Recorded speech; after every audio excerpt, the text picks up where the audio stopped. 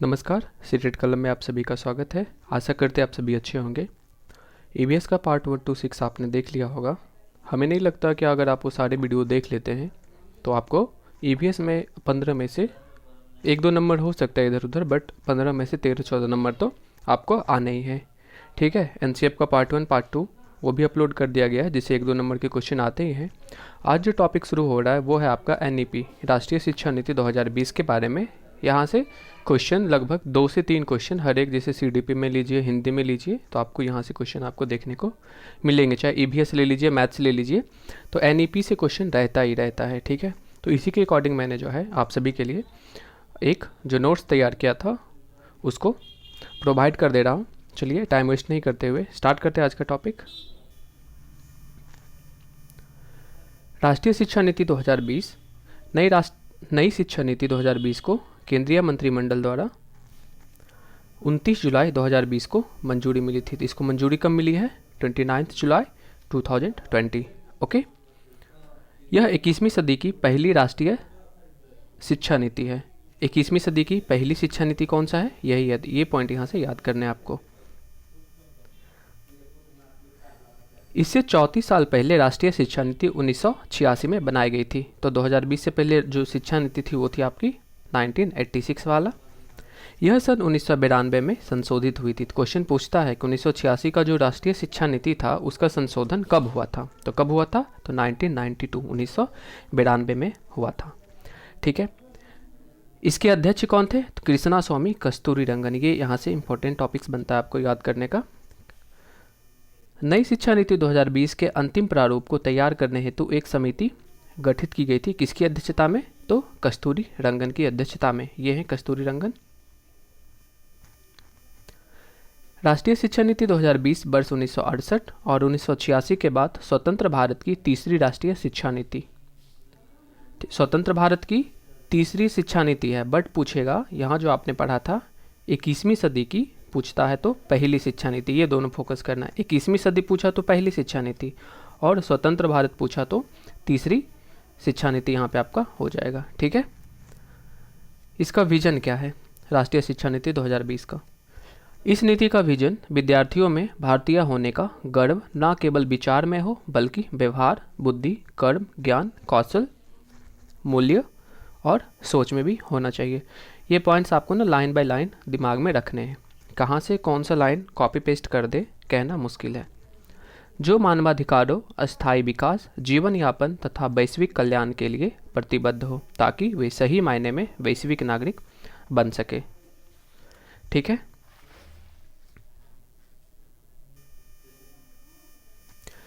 नई शिक्षा नीति के 5 स्तंभ। नई शिक्षा नीति 5 मूल स्तंभों, फंडामेंटल पिलर्स, जो 5 स्तंभ है नई शिक्षा नीति के, वो आपको ध्यान में रखना है। सब तक पहुंच होनी चाहिए, भागीदारी होनी चाहिए, गुणवत्ता, किफ़ायत और जवाबदेही। तो एसेसिबिलिटी, ठीक है, सारे तक पहुंच होनी चाहिए। इक्विटी, भागीदारी होनी चाहिए सभी की। गुणवत्ता, क्वालिटी पूर्ण होनी चाहिए शिक्षा। अफोर्डेबिलिटी मतलब किफ़ायत होनी चाहिए ताकि सभी उसको अफोर्ड कर सके शिक्षा को। और जवाबदेही, अकाउंटेबिलिटी। तो ये ना 5 के 5 आपको ध्यान में रखने हैं। ठीक है, इसे आप स्क्रीनशॉट लेके रख सकते हैं।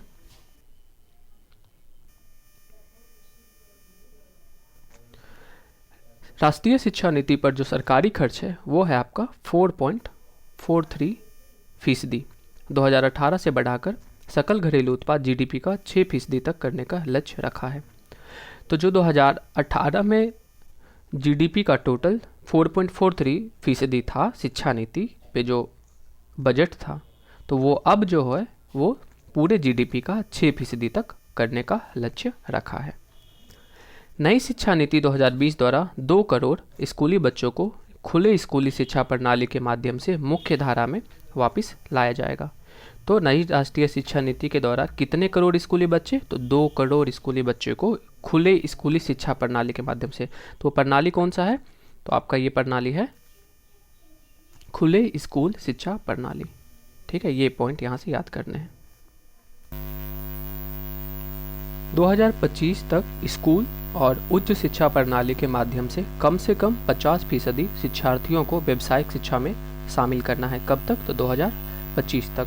ठीक है, तो आपको एक एक पॉइंट फोकस करना है, या इसका आप नोट्स बना सकते हैं, अपने कॉपी में लिख सकते हैं कि 2025 तक स्कूल और उच्च शिक्षा प्रणाली के माध्यम से कम 50% शिक्षार्थियों को व्यावसायिक शिक्षा, कौन सी शिक्षा, तो व्यावसायिक शिक्षा में शामिल करना है 50%। 2030 तक हर जिले में या उसके आसपास कम से कम एक बड़ी बहुसंख्यक संस्था होगी हर जिले में, ठीक है, 2030 तक। नई शिक्षा नीति का स्कूली शिक्षा में पूर्व विद्यालय से माध्यमिक स्तर तक 2030 तक 100% सकल नामांकन अनुपात के साथ शिक्षा के सार्वभौमिकरण का लक्ष्य है। तो 100% सकल नामांकन, ठीक है, ये कब तक लक्ष्य रखा गया है, तो 2030 तक, ठीक है। नई शिक्षा नीति 2020 का लक्ष्य व्यावसायिक शिक्षा सहित उच्चतर शिक्षा में सकल नामांकन अनुपात को 26.3 जो कि 2018 में हुआ करता था से बढ़ाकर 2035 तक में कितना रखना है, तो 50% तक करना है। उच्च शिक्षा में 3.5 करोड़ सीटें जोड़ी जाएगी। तो यहाँ से हर एक पॉइंट्स आपके लिए क्या है, इम्पोर्टेंट है। तो आप जो है किसी भी पॉइंट को छोड़ नहीं सकते, ठीक है। हो सकता है इतने सारे शिफ्ट में एग्जाम होंगे, कब किसके शिफ्ट में कौन सा लाइन आ जाए तो कहना मुश्किल है।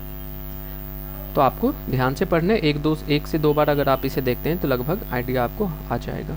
ऑप्शन के अकॉर्डिंग आप चूज कर सकते हैं। सभी उच्चतर शिक्षा संस्थानों को वर्ष 2035 तक स्वायत्त बनाना तथा ऐसे सभी BOG बोर्ड ऑफ गवर्नर्स का गठन करना होगा। कब तक, 2035 तक, ठीक है। 2040 तक सभी वर्तमान उच्चतर शिक्षा संस्थानों का उद्देश्य अपने आप को बहुविषयक संस्थानों के रूप में स्थापित करना, जिसमें प्रत्येक संस्थान का लक्ष्य 3000 या अधिक छात्र होंगे। तो 2040 तक, ठीक है, उच्चतर शिक्षा संस्थानों में उसका उद्देश्य है कि बहुविषयक संस्थानों के रूप में स्थापित करेगा अपने आप को, और उसमें से प्रत्येक संस्थान का लक्ष्य रहेगा कि 3000 या उससे अधिक छात्र को वो पढ़ाएगा। एकल स्ट्रीम उच्च शिक्षा संस्थानों को समय के साथ समाप्त कर दिया जाएगा और सभी उच्च शिक्षा संस्थान बहुविषयक बनने की ओर बढ़ेंगे। तो इसका लक्ष्य क्या है, तो सभी उच्च शिक्षा संस्थान को बहुविषयक बनने की ओर बढ़ाना, और जो एकल स्ट्रीम का उच्च शिक्षा मिल रहा है संस्थान को, उसे समय के साथ समाप्त कर देना, ठीक है। क्लियर है यहाँ तक। नई शिक्षा नीति के तहत वर्तमान में सक्रिय 10+2 के शैक्षिक संस्थान के स्थान पर 5+3+3+4 मॉडल को लागू किया जाएगा। तो ये जो मॉडल है इसको आपको याद ही कर लेना है। तो पहले कौन सा मॉडल चल रहा था, तो 10+2 का मॉडल चल रहा था, और अभी कौन सा चल रहा है, तो 5+3+3+4। तो ये मॉडल अभी वर्तमान में राष्ट्रीय शिक्षा नीति 2020 में रखा गया है। तो आगे का जो वो 5 वर्ष होता है, ठीक है, तो वो 5 वर्ष को आप क्या कहते हैं, फाउंडेशन स्टेज। यहाँ पे जो बच्चे रहते हैं कितने एज तक के रहते हैं, 3 साल से लेके 8 साल तक के बच्चे। और इसमें 3 वर्ष जो होता है आपका वो आंगनबाड़ी का या प्री स्कूल का होता है, ठीक है। यहाँ का आयु है 3 से लेके 6 वर्ष, और जो 2 वर्ष बचा 5 में से, ठीक है, मतलब ये जो टोटल 5 पहला जो आपका है ये वाला स्टेप 5, तो ये 5 में से 3 वर्ष आपका हो गया आंगनबाड़ी के लिए, और जो 2 बचा है 2 हो गया क्लास 1 एंड 2, ठीक है। तो क्लास 1 और 2 के लिए हो गया, बाकी का 2 वर्ष।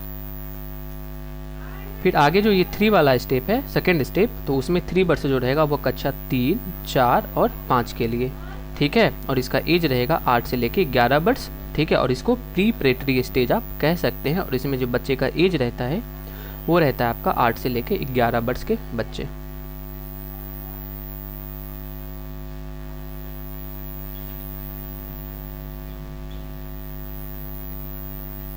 नेक्स्ट आता है 3 में, थर्ड वाला 3, तो उसमें जो होता है कक्षा 6 से लेके 8 तक, 6, 7, 8, उसका एज रहता है 11 से 14, और इसका जो होता है इस एज को क्या कहते हैं आप, स्टेज को मिडिल स्टेज।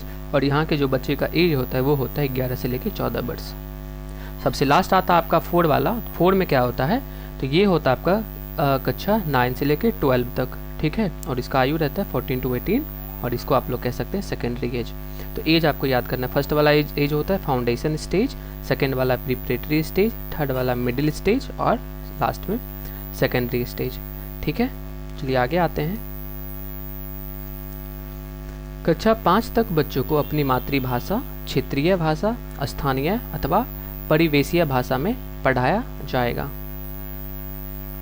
ठीक है, तो कक्षा 5 तक बच्चे को मातृभाषा या क्षेत्रीय भाषा या स्थानीय भाषा या परिवेशीय भाषा में ही पढ़ाया जाएगा। कहाँ तक? तो कक्षा 5 तक। कक्षा 6 से बच्चे को इंटर्नशिप के साथ व्यावसायिक शिक्षा दी जाएगी, दैट मीन्स वोकेशनल कोर्स। तो बच्चे को वोकेशनल कोर्स भी करवाया जाएगा, व्यावसायिक शिक्षा कब से? तो कक्षा 6 से। त्रिभाषा फॉर्मूले में हिंदी, अंग्रेजी और एक क्षेत्रीय भाषा होगी। तो त्रिभाषा में होता है कितनी भाषा? 3 भाषा। ठीक है, त्रिभाषा सूत्र में। ठीक है, उसमें फर्स्ट रहेगा आपका मातृभाषा। ठीक है, फिर उसके बाद आता है आपका हिंदी और फिर होता है इंग्लिश। ठीक है, अंग्रेजी कह सकते हैं आप इसे।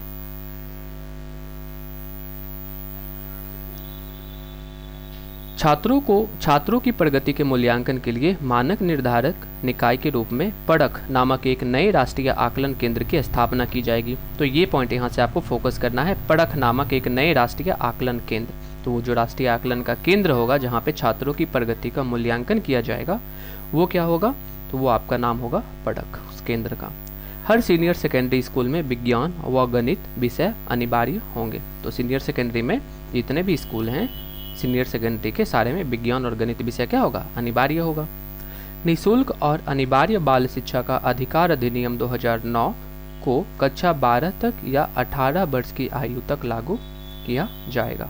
तो ये जो अधिकार अधिनियम कौन सा है? 2009 वाला। इसमें जो है कक्षा 12 तक या 18 वर्ष की आयु तक ये निःशुल्क शिक्षा लागू किया जाएगा। मिड डे मील के साथ हेल्दी ब्रेकफास्ट भी स्कूलों में दिया जाएगा। ठीक है, तो मिड डे मील तो मिल ही रहा है, तो उसके साथ हेल्दी ब्रेकफास्ट को भी वहाँ पे प्रोवाइड करवाया जाएगा।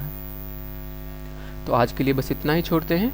ठीक है, आपको थोड़ा कम टाइम का वीडियो देते हैं ताकि आप लोग इजीली कभी भी 10 मिनट 5 मिनट इधर बैठे भी रहते तो रिवीजन कर सकते हैं। आशा करते हैं वीडियो आपको अच्छी लगेगी। वीडियो अच्छी लगे तो आप अपने दोस्तों के साथ भी शेयर कर सकते हैं ताकि उनका भी हेल्प हो। ठीक है, और अगर चैनल पे नए हैं तो हमारे चैनल को सब्सक्राइब कर सकते हैं ताकि आगे जितने भी सीटेट के रिलेटेड वीडियो अब यहाँ पे अपलोड किया जाएगा वो आपको नोटिफिकेशन के साथ मिल जाए। ठीक है, तो आशा करते हैं आप सभी अच्छे होंगे। धन्यवाद, आपका दिन शुभ रहे।